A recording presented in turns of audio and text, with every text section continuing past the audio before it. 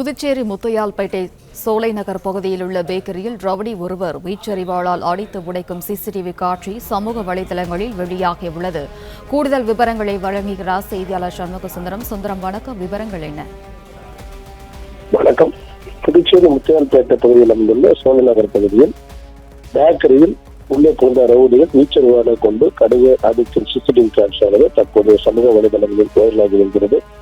புதுச்சேரி முத்தையால்பேட்டை சோலை நகர் பகுதியில் செயல்பட்ட பேக்கரியில் அப்பகுதியை சேர்ந்த ரவுடிகள் சிலர் மாமூல் கேட்டு தொடர்ந்து தொந்தரவு செய்வதாக கூறப்படுகிறது.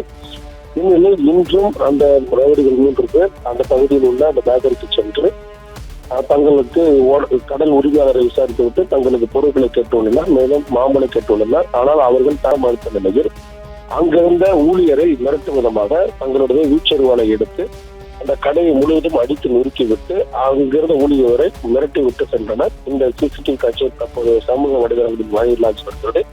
சிசிடிவி காட்சி கொண்டு புதுச்சேரி முத்தையால்பேட்டை போலீசார் தற்போது விசாரணை மேற்கொண்டு வருகின்றனர். ஏற்கனவே கடந்த சில நாட்கள் முன்பு பாகூர் பகுதியில் இதே போன்று ரவுடிகள் சிலர் இந்த பேக்கரியில் புகுந்து மிரட்டிய சூழலில் தற்போது புதுச்சேரி நகர பகுதியிலும் இந்த மிரட்டல் சம்பவம் நடைபெற்று வருது. இந்த சிசிடிவி காட்சி தற்போது விசாரணை மேற்கொண்டு வருகின்றனர். பிளே ஸ்டோர் மற்றும் ஆப் ஸ்டோரில் இருந்து பாலிமர் செயலியை QR கோடு மூலம் பதிவிறக்கம் செய்யுங்கள். செய்திகளை உடனுக்குடன் பெறுங்கள்.